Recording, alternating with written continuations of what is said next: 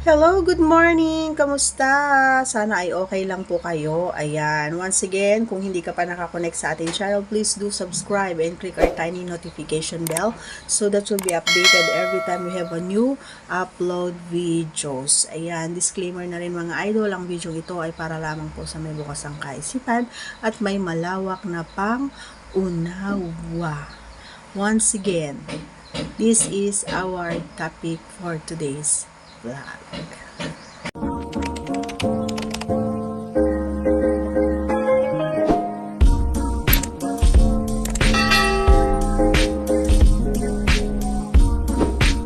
Tuturuan kita.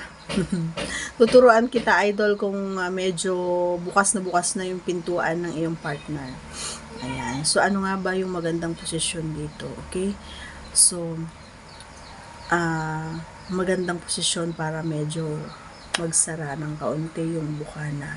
Ang gawin mo, yung partner mo, siya yung nasa bed, siya yung nakahiga, or kahit sa sofa, pwede ito mga idol. And then, yung dalawang binti niya ay ilagay mo sa balikat mo. Ayan. So pag sa balikat mo nakalagay kasi yung binti niya, hindi siya masyadong nakabukas. So, nakaganyan lang siya. Konti lang, ganyan. 'Di ba? So, hindi nakabukas yung pintuan niya. So, and then, medyo ipitin mo pa ng dalawa mong braso habang ikaw ay ang tawag dito, naglalaro doon sa kanyang jawlines, ganyan, or doon sa kanyang, 'di ba?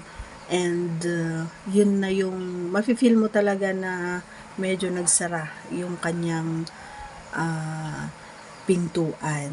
At alam ko sa mga lalaki, kapag ganun yung feeling, medyo masikip, nakikiliti rin yung kanilang 'di ba, mga idol.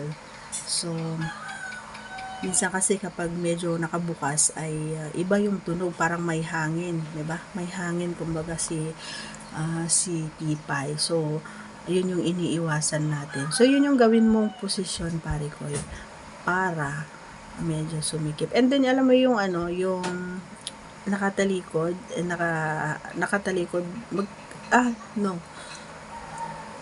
yung nakatalikod siya sa'yo ng side view, and then ikaw naman ay nakaharap sa kanya. Ayan, 'di ba, nakatiklop, kumbaga nakatikom yung kanyang mga paa. So, yun, masikip din yun. Pero, para lang itong posisyon na ito, para lang sa may mga ducks na yung pag malaki na si Junjun, yun. Pero kapag maliit, mahihirapan ka, idol. And, lalabas at lalabas si Junjun. Lumalabas siya kapag maliit. So, ano lang dito sa mga malalaki. Okay? So, sana nagustuhan mo ang ibinigay kong tips ngayon. Once again, huwag kalimutang i-subscribe ang ating channel once again.